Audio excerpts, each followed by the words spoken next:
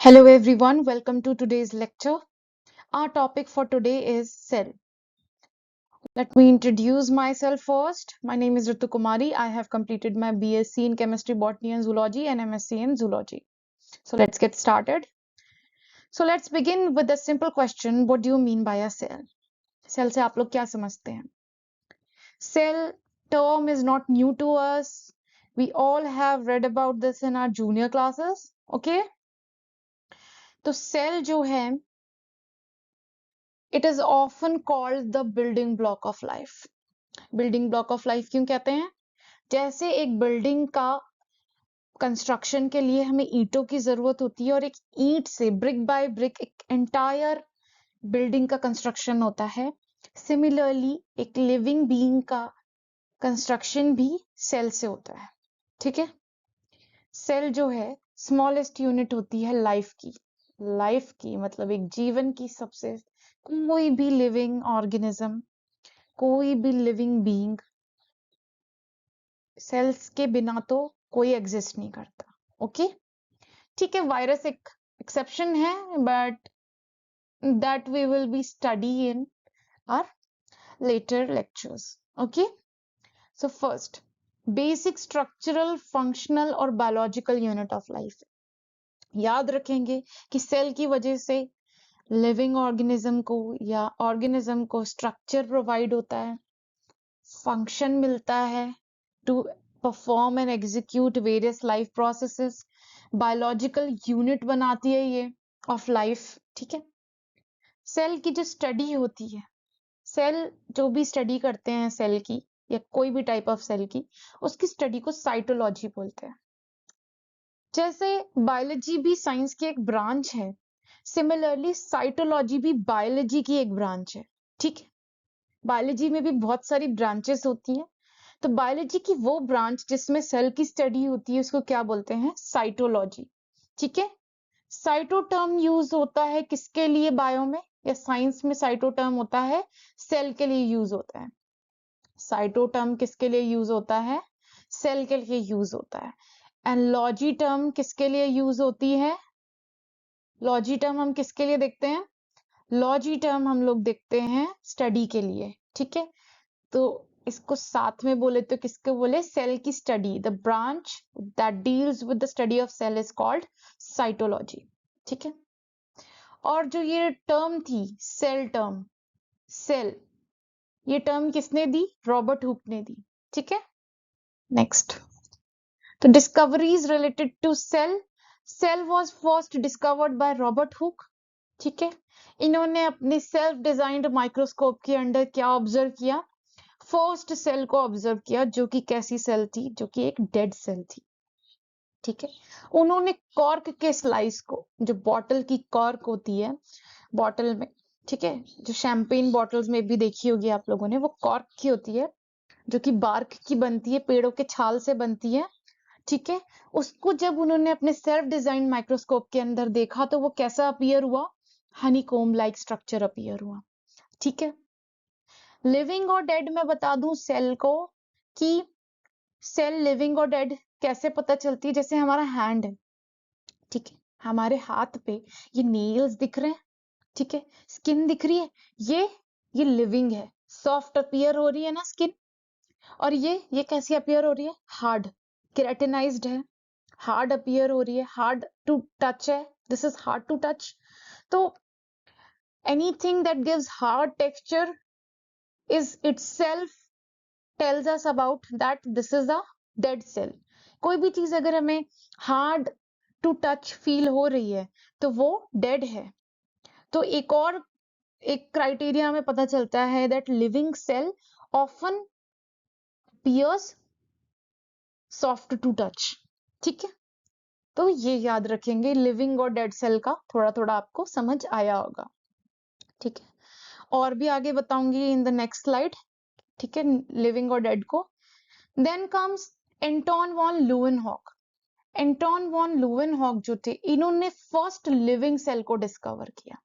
Robert Hooke ने dead cell, first cell देखी थी, वो भी डेड थी, बट लोवेनहॉक ने फर्स्ट लिविंग सेल को डिस्कवर किया। तो ये चीज आपको याद रखनी होगी। अगर कभी भी क्वेश्चन आए फर्स्ट सेल डिस्कवर किसने किया, तो आप हमेशा बोलोगे रॉबर्ट हुक ने। लेकिन अगर बात हुई फर्स्ट लिविंग सेल किसने डिस्कवर किया था, तो हमेशा याद रखना फर्स्ट लिविंग सेल को डिस्कवर करने वाले थे एंटोन वॉन ल्यूवेनहॉक। ठीक है, इन्होंने किसको ऑब्जर्व किया था, किसमें ऑब्जर्व किया था लिविंग, कौन सी लिविंग सेल को ऑब्जर्व किया था, उन्होंने माइक्रोब्स को और ब्लड सेल को। किसको ऑब्जर्व किया था, माइक्रोब्स को और ब्लड सेल को उन्होंने ऑब्जर्व किया था with the help of advance microscope.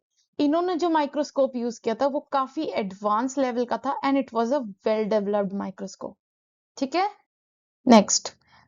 तो जब उन्होंने सेल को, कॉर्क सेल को माइक्रोस्कोप के कॉर्क की स्लाइस को काट के माइक्रोस्कोप के अंडर रखा, तो उन्होंने देखा कि उसका जो अपीयरेंस था वो काफी हनीकोम की तरह था। ठीक है, और ये जो हेक्सागोनल रेपिटेटिव यूनिट्स देखी उन्होंने। ठीक है, तो वो जो यूनिट थी आपको, जो हेक्सागोनल रेपिटेटिव यूनिट, वो ऐसी क्यों, वो बिल्कुल एम्प्टी एम्प्टी स्पेसेस उसके अंदर दिखे। ठीक है, ये एम्प्टी स्पेसेस किसकी निशानी है, एक डेड सेल की। डेड सेल में क्या होता है कि उसका जितना भी मैटर जो होता है वो सारा खत्म हो चुका होता है। ठीक है, जो भी, तो वो डिसॉल्व हो जाता है, जो भी मैटर होता है, जो भी ऑर्गेनल्स होते हैं, जो भी पार्ट्स होते हैं, तो वो कैसा अपीयर होता है, वो हमें अपीयर कैसा होता है, एम्प्टी स्पेस की तरह। इसीलिए उन्होंने ये टर्म दी सेल। ठीक है, next. All living beings, nearly क्या है, all living beings possess cell. ठीक है, be it animals, be it plants, be it microbes, सभी के सभी सेल्स पोजेस करते हैं। ठीक है, माइक्रोब्स जो होते हैं उनको माइक्रोब्स आप याद रखना, माइक्रोब्स क्यों कहा जाता है, बिकॉज उनका साइज माइक्रोन में होता है। ठीक है, देयर साइज इन माइक्रोन, तो उनको माइक्रोब्स बोल दिया गया। ठीक है, क्योंकि इनको आप नेकेड आईज से, अपनी आईज से डायरेक्टली आपको विजिबल नहीं होते, इनको देखने के लिए आपको माइक्रोस्कोप का यूज करना ही होता है। तो ये क्या है, माइक्रोस्कोप। जैसे इसमें अमीबा देख रहे हो ना, माइक्रोस्कोप के यहाँ पे स्लाइड में माइक्रोस्कोप है और उसको ऑब्जर्व किया जा रहा है। ठीक है, नेक्स्ट। ठीक है, ऑल्दो जो सेल्स होती हैं वो डिफरेंट डिफरेंट शेप्स, ठीक है, और साइजेस में अपीयर होती है डिपेंडिंग अपॉन इट्स फंक्शंस। उसके फंक्शंस के बेसिस पे जो सेल है वो डिफरेंट डिफरेंट शेप्स और साइजेस की होती हैं। ठीक है, बट जनरली जब हम एक सेल की स्टडी करें तो सेल जो है वो कैसा होता है, स्फेरिकल या ओवल होता है। ठीक है, उसके अंदर न्यूक्लियस होता है, दिस इज न्यूक्लियस। ठीक है, उसके अंदर सेल ऑर्गेनल्स होते हैं। ठीक है,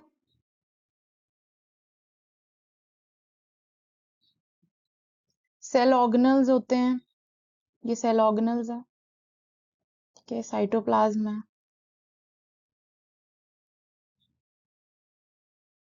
ठीक है, तो सेल का ओवरऑल स्ट्रक्चर, एक बेसिक स्ट्रक्चर देखिए तो सेल का ऐसा होता है, उसमें न्यूक्लियस होता है। ठीक है, उसमें ये सेल ऑर्गेनल्स होते हैं।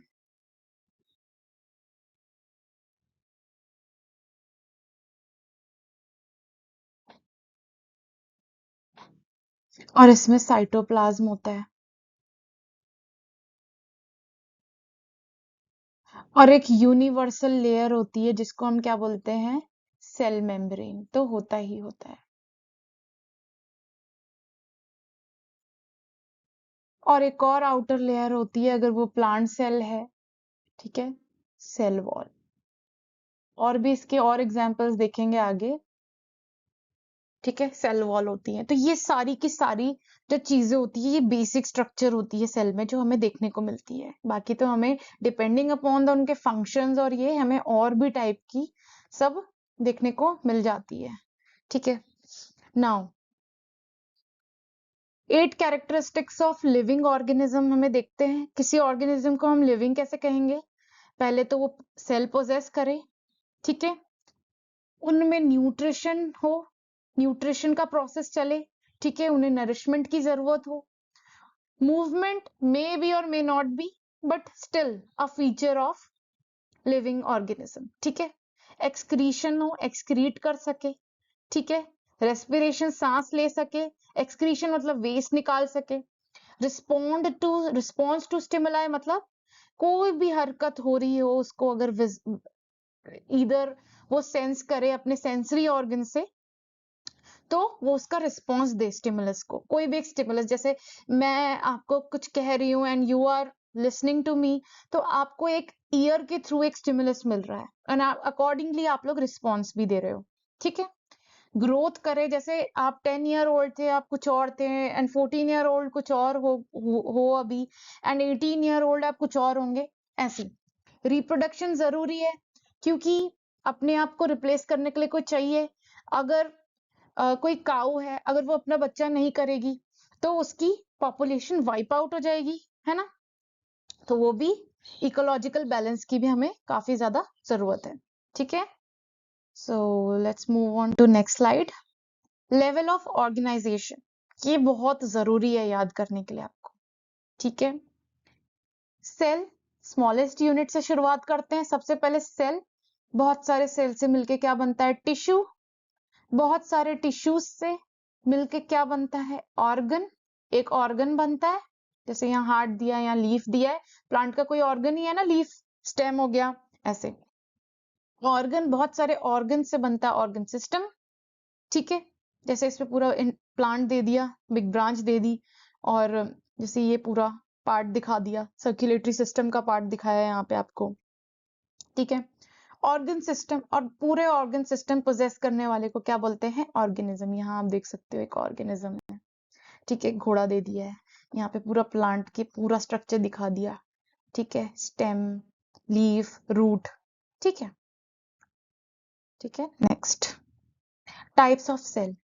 ठीक है, सेल के दो टाइप होते हैं on the basis of number of cells. Number of cells के बेसिस पे सेल के दो टाइप होते हैं। अगर कोई सेल सिर्फ और सिर्फ, अगर कोई ऑर्गेनिज्म सिर्फ एक सेल का बना है तो उसे बोलते हैं यूनिसेल्यूलर ऑर्गेनिज्म, और अगर कोई ऑर्गेनिज्म बहुत सारे सेल से बना हुआ है तो उसे मल्टी सेल्यूलर कहते हैं। ठीक है, सिंगल सेल जो है यूनिसेल्यूलर में वो ही परफॉर्म करेगी सारे फंक्शंस। सिंगल है तो सारे फंक्शंस वो ही परफॉर्म करेगी, फंक्शंस जैसे ब्रीदिंग, डाइजेशन, मूवमेंट, है ना। और मल्टी सेल्यूलर में डिफरेंट सेल्स हैं, डिफरेंट फंक्शंस होंगे, ऑब्वियसली डिफरेंट सेल्स है तो डिफरेंट फंक्शंस भी होंगे। तो यहाँ पे एक इंपॉर्टेंट चीज देखने को मिलेगी, क्या, वो है division of labour. Division of labour जो है वो देखने को मिलेगा किसमें, मल्टी सेल्यूलर में। ठीक है, एग्जाम्पल, मल्टी सेल्यूलर के एग्जाम्पल देते हो हम लोग, प्लांट्स, एनिमल्स और ह्यूमन बीइंग आते हैं मल्टी सेल्यूलर में। ठीक है, और यूनिसेल्यूलर में आते हैं bacteria, amoeba, paramecium, yeast. Bacteria हम लोग जानते हैं, अमीबा भी देखा, इरेगुलर सा अमीबा के बारे में हम सभी ने पढ़ा है। ठीक है, पैरामीशियम, पैरामीशियम का भी डायग्राम देखा होगा, स्लीपर लाइक होता है पैरामीशियम, ऐसा स्ट्रक्चर होता है पैरामीशियम का। ठीक है, यीस्ट तो हम सब जानते हैं, it is a very useful organism हमारी डेली लाइफ में, ब्रेड्स बनाने के लिए, पिज्जा डोज बनाने के लिए, है ना, यीस्ट का इस्तेमाल होता है। तो ये सारे कौन से ऑर्गेनिज्म हो गए, यूनिसेल्यूलर ऑर्गेनिज्म हो गए, और ये कौन से हो गए, मल्टी सेल्यूलर ऑर्गेनिज्म हो गए। ठीक है, तो हमने देखा ऑर्गेनिज्म की दो दो टाइप के सेल्स देखे हमने, यूनिसेल्यूलर और multi cellular. Next, thank you.